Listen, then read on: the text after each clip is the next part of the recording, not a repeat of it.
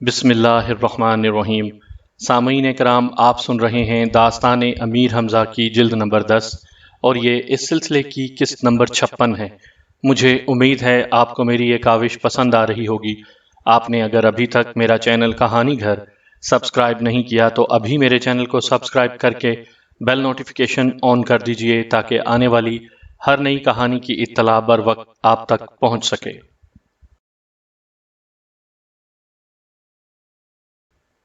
یہ پیغام سنتے ہی امیر حمزہ کو تاؤ آیا۔ غلام دیووں کو حکم دیا کہ ہمارا خیمہ باغ کرامت سے باہر لے جا کر نصب کیا جائے۔ پری زادوں اور دیووں نے بہت منع کیا مگر امیر حمزہ نے کسی کی نہ سنی۔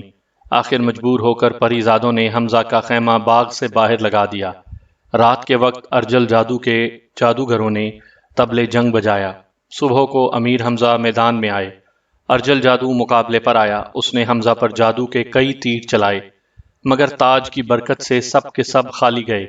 یہ دیکھ کر ارجل نے بھاگنے کی کوشش کی مگر حمزہ نے نیام سے عقرب سلیمانی کھینچ کر اس کے سر پر ماری۔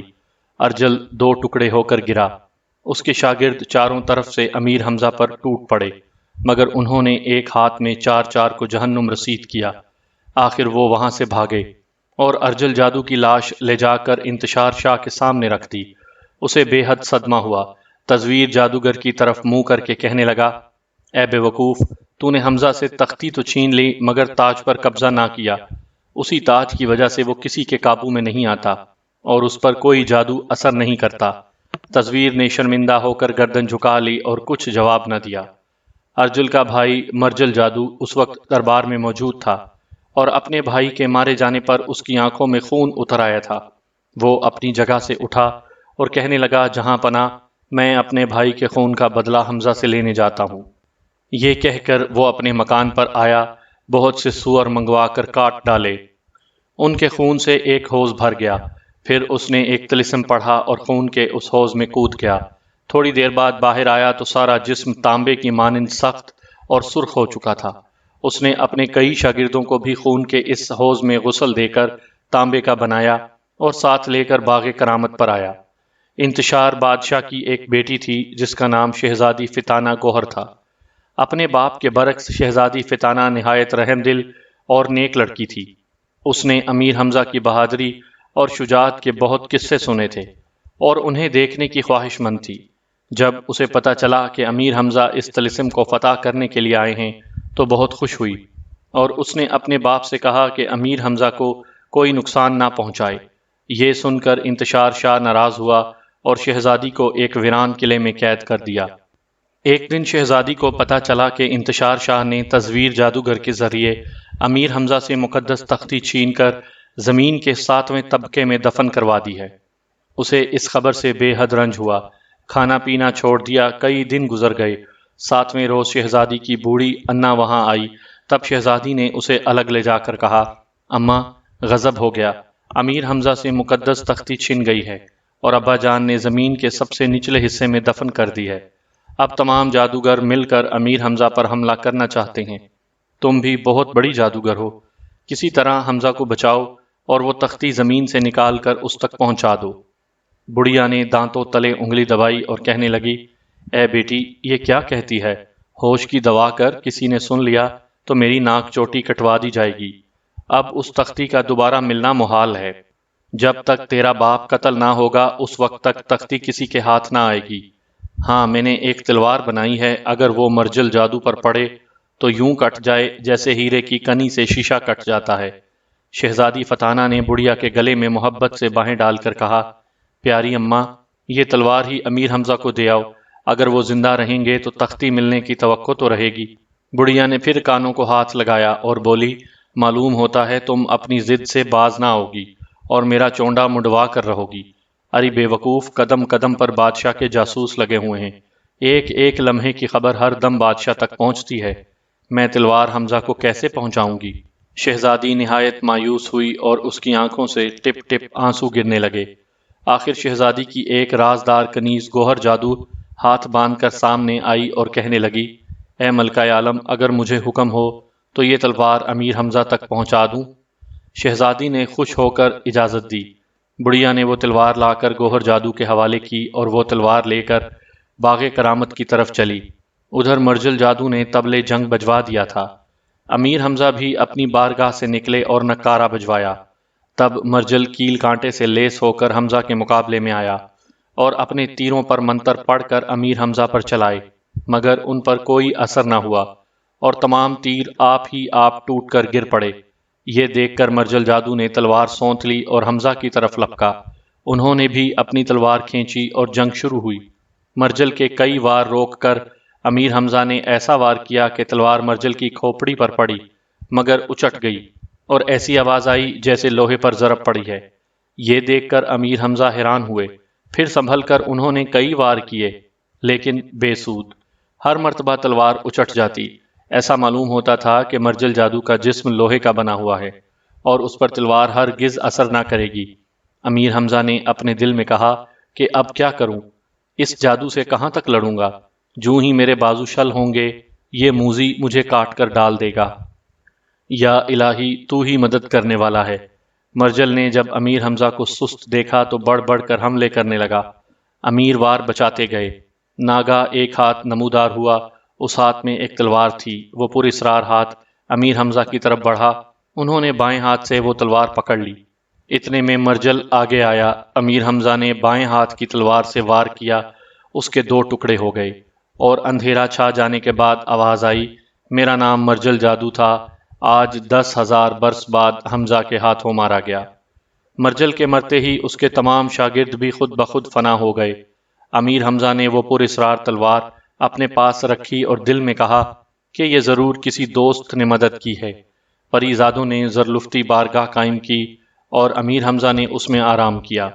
ادھر مرجل جادو کی لاش جب انتشار شاہ کے سامنے گئی تو سخت بد حواس ہوا اور کہنے لگا، حمزہ نے میرے اس زبردست جادوگر کو بھی مار ڈالا۔ ایسا معلوم ہوتا ہے کہ وہ ہار ماننے والا نہیں ہے۔ ایسا نہ ہو کہ کسی روز وہ میرا ہی کام تمام کر دے۔ کسی تدبیر سے اس کو باغ کرامت کے اندر ہی قید کر لینا چاہیے۔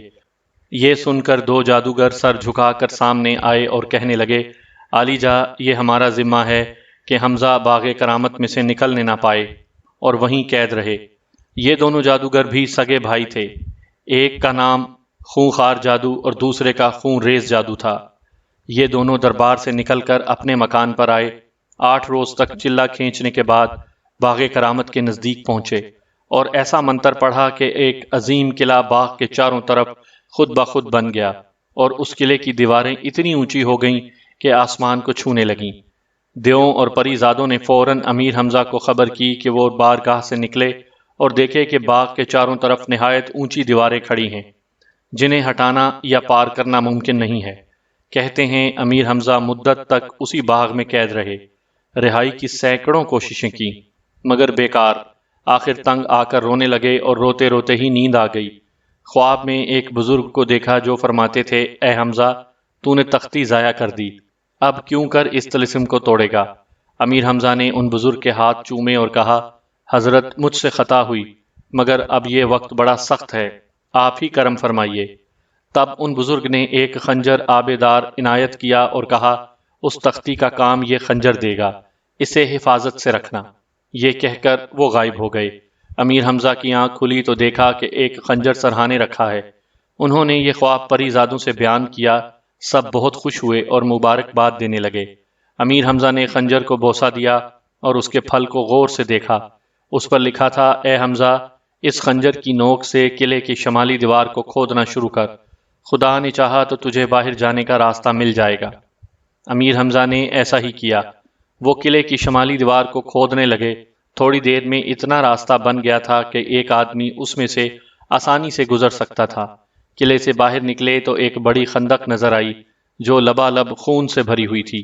امیر حمزہ نے پھر خنجر کو دیکھا، اس پر لکھا تھا، اے حمزہ، خون ریز جادو فلاں درخت کے نیچے کمبل اوڑے لیٹا ہے، اسے جا کر مار دے، یہ خندق غائب ہو جائے گی۔ امیر حمزہ اس درخت کے نزدیک گئے۔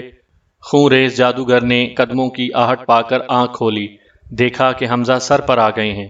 بد حواس ہو کر طرح طرح کے منتر پڑھنے لگا مگر خنجر اور تاج کی برکت سے کسی منتر نے اثر نہ کیا۔ آخر عقاب کی شکل بنا کر اڑا، لیکن امیر حمزہ نے وہیں خنجر کھینچ کر مارا۔ عقاب کلا بازیاں کھاتا ہوا نیچے آیا اور مر گیا۔ اس کے مرتے ہی زمین کانپنے لگی، آسمان گھومنے لگا، تاریکی چھا گئی۔ پھر ایک بھیانک شور میں سے یہ آواز سنائی دی، میرا نام خونریز جادوگر تھا، آج 20,000 برس بعد حمزہ کے ہاتھ سے اپنے انجام کو پہنچا۔ جب اندھیرا دور ہوا تو وہ فصیل بھی غائب تھی اور خون سے بھری ہوئی خندق بھی۔ امیر نے خنجر کو دیکھا تو اس پر لکھا تھا، خونخوار جادو بھی قریب ہی چھپا ہوا ہے، اسے جانے نہ دینا ورنہ مشکل میں پھنس جاؤ گے۔ امیر حمزہ نے دیکھا کہ خونخوار جادوگر باغ کرامت کے باہر ایک جگہ چھپا ہوا ہے۔ جب امیر نے اسے مارنے کے لیے تلوار اٹھائی تو وہ خوشامد کرنے لگا کہ اے حمزہ مجھے مت مارنا، میں تمہاری اطاعت قبول کرتا ہوں۔ امیر حمزہ نے اسے چھوڑ دینے کا ارادہ کیا تو اچانک خنجر ہاتھ میں کانپا۔ حمزہ نے اسے دیکھا تو لکھا تھا، اے حمزہ اس جادوگر کے فریب میں نہ آنا اور فوراً اسے قتل کر۔ ابھی حمزہ خنجر کی یہ عبارت پڑھ ہی رہے تھے کہ خونخوار جادو نے موقع پا کر طلسمی پنجہ ان کی طرف پھینکا، مگر تاج کی برکت سے امیر حمزہ کو کوئی گزن نہ پہنچا۔ انہوں نے تلوار خونخوار کے سینے میں گھونپ دی، وہ تڑپ تڑپ کر مر گیا۔ اتنے میں پری زادوں نے بارگاہ زرلفتی لا کر آراستہ کی۔ امیر حمزہ نے خنجر کو دیکھا، اس پر لکھا تھا، بارگاہ میں ہرگز نہ جانا، بائیں طرف کا راستہ پکڑو۔ امیر بائیں طرف چل پڑے۔ کچھ دور گئے تھے کہ آگ کا دریا نظر آیا۔ خنجر نے ہدایت کی کہ آنکھیں بند کر کے بے دھڑک اس دریا میں کود جاؤ۔ امیر حمزہ نے ایسا ہی کیا۔ یوں محسوس ہوا جیسے کسی سرد اور تاریک کنویں میں پھینک دیے گئے ہوں۔ مدت بعد زمین پر پیر ٹکے، آنکھیں کھولیں تو اپنے آپ کو ایک پرفضا باغ میں کھڑے پایا۔ سامنے ایک بارہ دری میں کئی سیاہ فام دیو بیٹھے گوشت دانتوں سے بھنبوڑ بھنبوڑ کر کھا رہے تھے۔ امیر نے خنجر کی طرف دیکھا، اس پر لکھا تھا، اے حمزہ یہ سب جادوگر ہیں، جادو کے زور پر دیو بنے ہوئے ہیں۔ ان میں سے جو سب سے بڑا دیو ہے اس کا نام سوزن جادو ہے، اور اس کی کھوپڑی کے اندر انتشار شاہ نے وہ تختی چھپائی ہے۔ ان دیووں نے جب امیر حمزہ کو باغ میں دیکھا تو چاروں طرف سے ہلہ بول دیا۔ حمزہ نے تلوار اور خنجر سے ان کا صفایا کرنا شروع کیا۔ دیر تک لڑائی ہوتی رہی، آخر سوزن جادوگر مارا گیا۔ امیر حمزہ نے اس کا سر تن سے جدا کیا اور اپنی بارگاہ میں آئے۔ خنجر کو دیکھا، اس پر لکھا تھا، اے امیر اس کھوپڑی کو احتیاط سے تراش کر تختی نکال، کھوپڑی کے ٹکڑے بھی حفاظت سے رکھنا، وقت پر کام دیں گے، جس کو دے گا اس پر جادو اثر نہ کرے گا۔ امیر حمزہ نے اس ہدایت پر پورا عمل کیا اور تختی نکال کر اپنے قبضے میں لے لی۔ ادھر انتشار شاہ کو خبر ملی کہ سوزن جادوگر مارا گیا اور تختی امیر حمزہ کے پاس پہنچی۔ اس نے سر پیٹ لیا، دم کٹی چھپکلی کی طرح پھڑکنے لگا۔ آخر شعلہ وزیر سے کہا، اب تیری باری ہے، حمزہ کے مقابلے میں جا اور اسے کسی طرح آگے بڑھنے سے روک۔ حکم پاتے ہی شعلہ وزیر ہوا کی تیزی سے روانہ ہوا۔ باغ کرامت کے نزدیک آ کر اپنا ٹھکانہ باغ میں بنایا اور وہیں سے ماش کے دانوں پر جادو پڑھ پڑھ کر پھینکنے لگا۔ جس دیو یا پری ذات پر دانا پڑتا وہ وہیں پتھر ہو جاتا۔ چند لمحوں کے اندر اندر شعلہ جادوگر طلسم کے ذریعے امیر حمزہ کی بارگاہ کے تمام غلاموں کو پتھر کے بتوں میں تبدیل کر چکا تھا۔ امیر حمزہ حیران پریشان تھے کہ یہ کیا تماشا ہے۔ آخر سر اٹھا کر دیکھا تو فضا میں شعلہ وزیر نظر آیا۔ انہوں نے فوراً کمان میں تیر جوڑا اور چاہا کہ ماریں، مگر شعلہ نظروں سے اوجھل ہو گیا۔ پھر اس نے ایسا منتر پڑھا کہ پورے باغ میں آگ لگ گئی اور فقط اتنی جگہ باقی رہ گئی جہاں امیر حمزہ بیٹھے تھے۔ تمام باغ میں دھواں ہی دھواں اور شعلے ہی شعلے نظر آتے تھے۔ امیر نے تختی کو دیکھا، لکھا تھا، اے حمزہ یہ جادو شعلہ وزیر نے کیا ہے، تو اس اسم کو پڑھ کر کنکریوں پر دم کر اور پھر یہ کنکریاں آگ میں پھینک دے۔ ایک دروازہ نمودار ہوگا، تو اس دروازے میں سے نکل جائیو۔ جب تک شعلہ وزیر نہ مارا جائے گا اس وقت تک تیرے غلاموں میں سے کوئی بھی اصلی صورت پر نہ آئے گا۔ غرض امیر حمزہ نے وہ اسم پڑھ کر سنگ ریزوں پر دم کیا اور آگ میں پھینکا۔ فوراً ایک دروازہ دکھائی دیا۔ امیر حمزہ اس دروازے سے نکل کر باغ سے باہر آئے۔ پھر تختی پر نظر ڈالی، لکھا تھا، اب جس طرف جی چاہے چلا جا، مگر کبھی کبھی تختی کو ضرور دیکھتے رہنا۔ امیر حمزہ خدا کا نام لے کر دائیں جانب روانہ ہوئے۔ ایک صحرا میں پہنچ کر چار دیواری نظر آئی، اس کا دروازہ کھلا ہوا تھا۔ بے دھڑک اندر چلے گئے۔ کیا دیکھتے ہیں کہ ایک خوش نما اور پرفضا باغ ہے۔ جواہر نگار میزیں اور کرسیاں جا بجا رکھی ہیں۔ یاقوت کے ایک بیش قیمت تخت پر کوئی شخص بیٹھا کتاب پڑھ رہا ہے اور قریب ہی دوسرا شخص کھڑا غور سے سن رہا ہے۔ امیر حمزہ کے قدموں کی آہٹ پا کر اس شخص نے نظریں اٹھائیں اور جلدی سے کتاب بند کر دی۔ کتاب بند کرتے ہی باغ میں گھپ اندھیرا چھا گیا۔ امیر کا دم گھٹنے لگا، دل میں کہنے لگے بڑا غضب ہوا، تختی کو نہ دیکھ سکا، اب اس اندھیرے میں پتہ کیسے چلے گا کہ تختی پر کیا لکھا ہے۔ یہ بات سوچ ہی رہے تھے کہ کسی نے آن کر تختی پر ہاتھ ڈالا۔ امیر حمزہ نے ایک ہاتھ سے تختی کو سنبھالا اور دوسرے سے تاج کو مضبوطی سے پکڑا۔ تاج کے اندر گوہرے شب چراغ لگا تھا۔ اس کی روشنی میں تختی کو دیکھا، لکھا تھا جہاں تک ممکن ہو اس کتاب پڑھنے والے آدمی کو قتل کر، اگر یہ ممکن نہ ہو تو جواہر نگار میز اور یاقوت کے تخت کو الٹ دے، اس کے نیچے ایک نقب ہے، نقب کے اندر چلا جا، پھر تختی کو دیکھ لینا۔ امیر حمزہ نے گوہر شب چراغ کی روشنی میں یاقوتی تخت اور جواہر نگار میز کو تلاش کر کے الٹ دیا۔ ایک دروازہ دکھائی دیا، اس میں سیڑھیاں بنی ہوئی تھیں۔ سیڑھیاں اتر کر ایک اور باغ میں پہنچے، دیکھا کہ ایک 3 منزلہ مکان ہے جس کے سامنے سینکڑوں بگیاں کھڑی ہیں اور ہزاروں مرد عورتیں وہاں جمع ہیں۔ سامعین کرام، آپ یہ کہانی میرے چینل کہانی گھر پر سن رہے ہیں۔ آپ نے اگر ابھی تک میرا چینل کہانی گھر سبسکرائب نہیں کیا تو ابھی میرے چینل کو سبسکرائب کر کے بیل نوٹیفیکیشن آن کر دیجئے تاکہ آنے والی ہر نئی کہانی کی اطلاع بر وقت آپ تک پہنچ سکے۔ سب کی نظریں اس مکان پر جمی ہوئی ہیں۔ امیر حمزہ نے چاہا کہ ان لوگوں سے کچھ پوچھیں، پھر خیال آیا کہ تختی دیکھ لوں۔ اس پر لکھا تھا ان میں سے کسی شخص سے بات نہ کرنا ورنہ آفت میں پھنس جائے گا، بہتر یہ ہے کہ اس مکان میں داخل ہو کر دوسری منزل پر چلا جا۔ امیر حمزہ نے ایسا ہی کیا۔ جب وہ مکان کی طرف چلے تو سب نے راستہ دے دیا اور کسی نے نہ روکا۔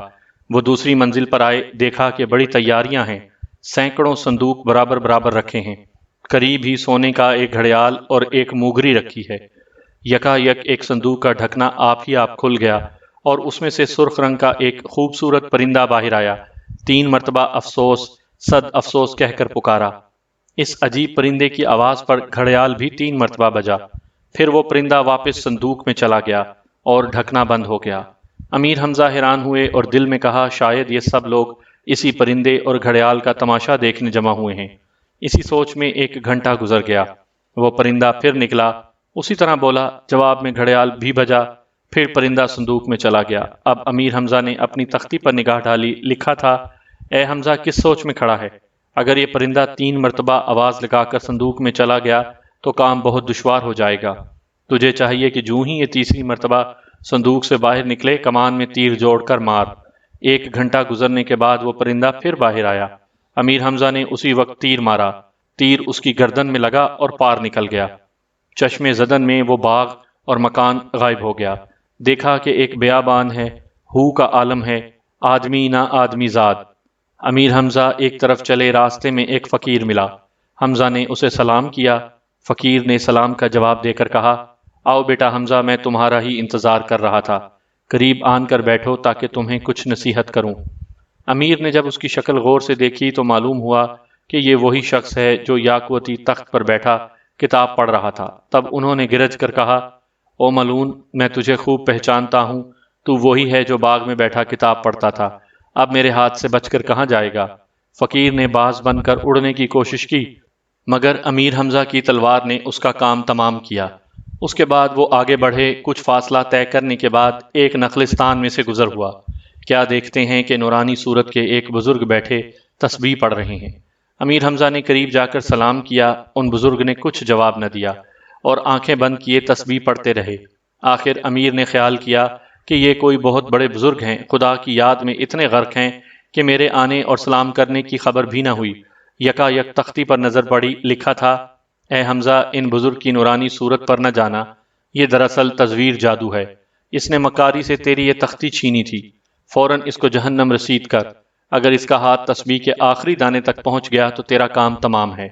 یہ دیکھ کر امیر حمزہ نے تلوار کا ہاتھ مارا، تزویر جادو کی گردن کٹ کر دور جا گری۔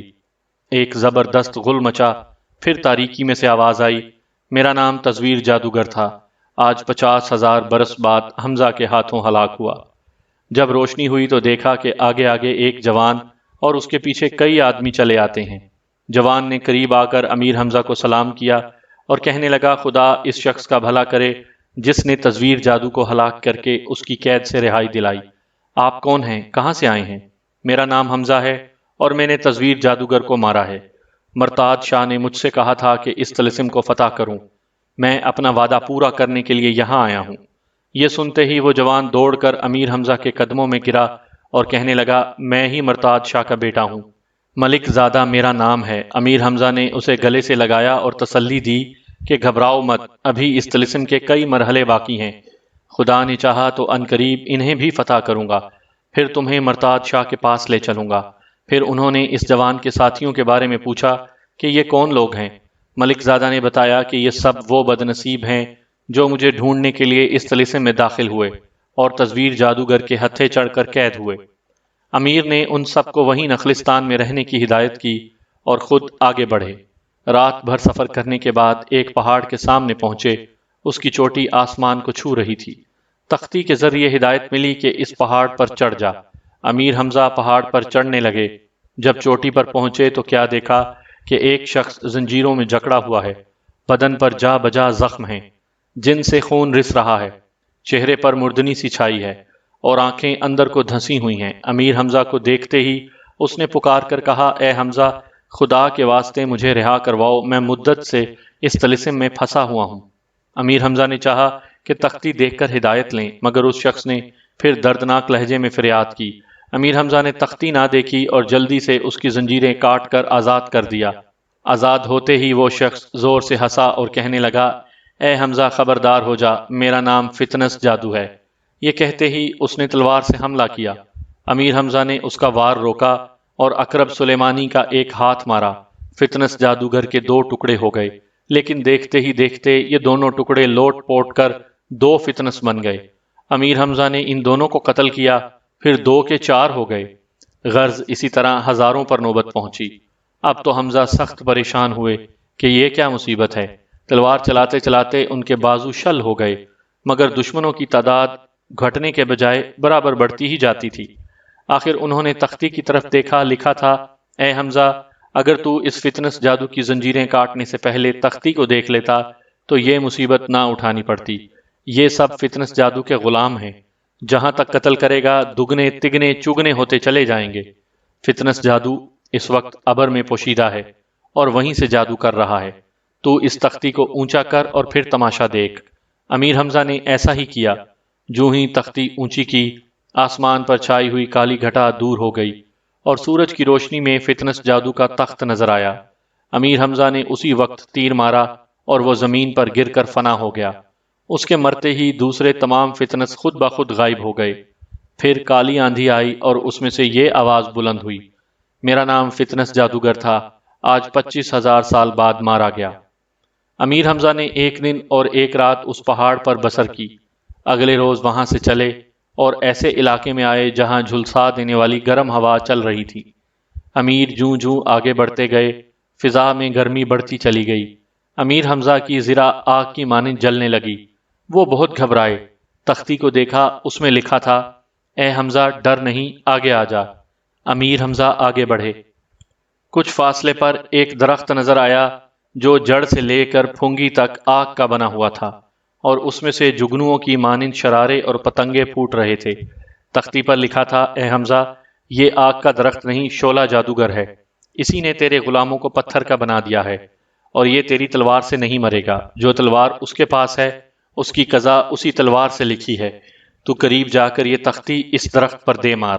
امیر حمزہ جو ہی اس آگ کے درخت کے جانب بڑھے، ایک ہولناک آواز کانوں میں آئی، اے حمزہ خبردار، ادھر نہ آنا، ورنہ جلا کر راکھ کر دوں گا۔ لیکن حمزہ نے اس دھمکی کی پرواہ نہ کی اور قریب جا کر تختی درخت پر دے ماری۔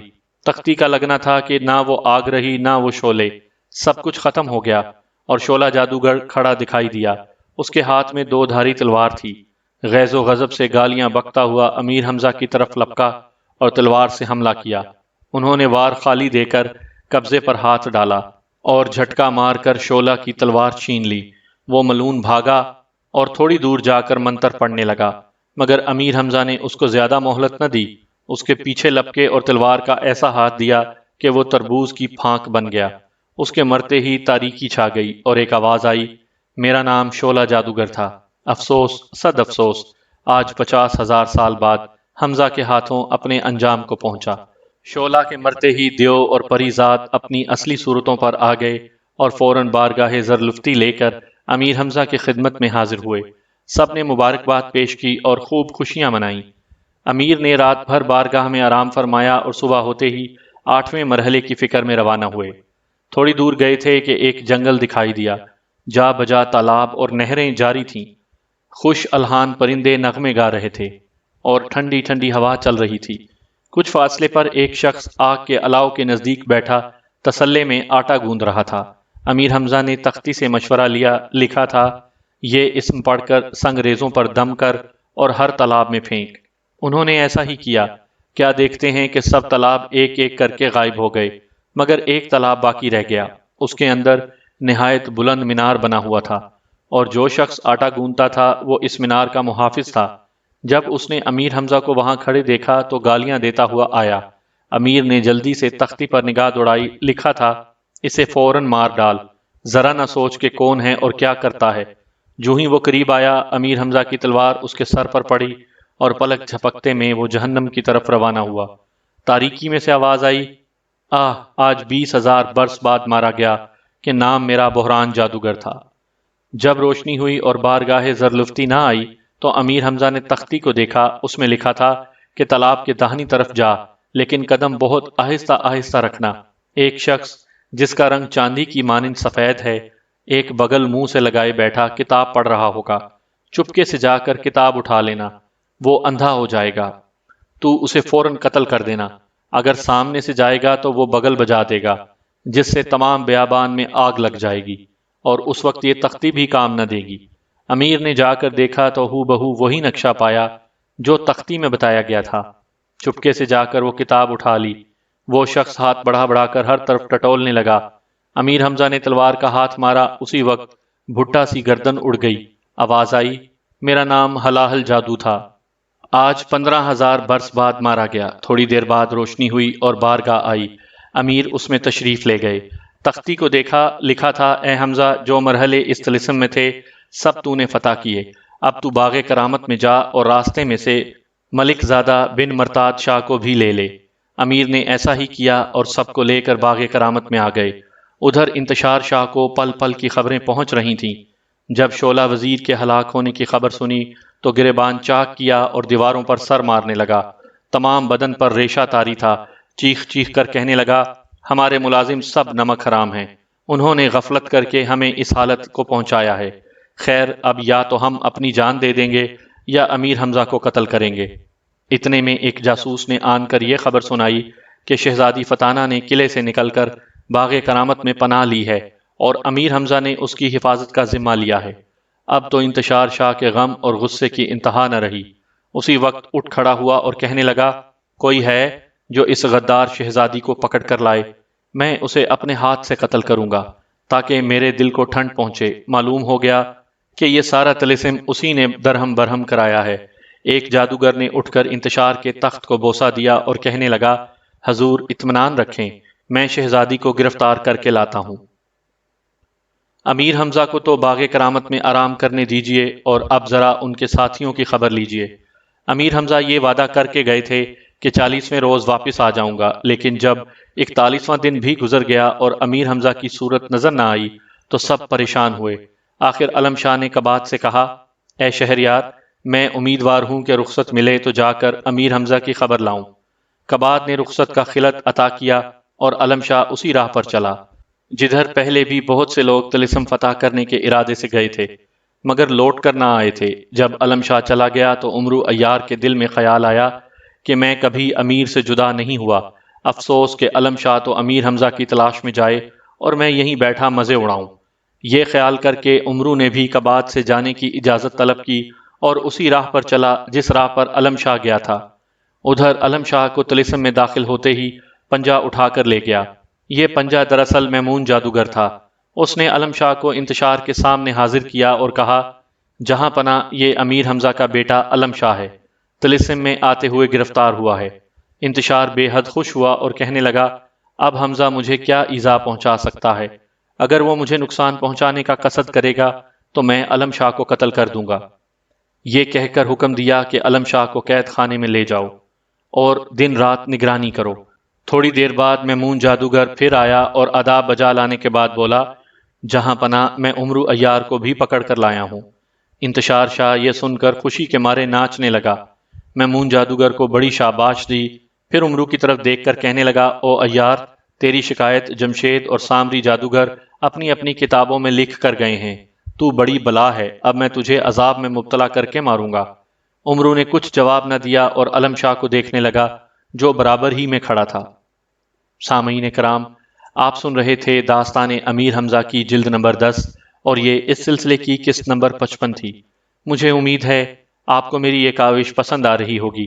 آپ نے اگر ابھی تک میرا چینل کہانی گھر سبسکرائب نہیں کیا تو ابھی میرے چینل کو سبسکرائب کر کے بیل نوٹیفیکیشن آن کر دیجئے تاکہ آنے والی ہر نئی کہانی کی اطلاع بر وقت آپ تک پہنچ سکے۔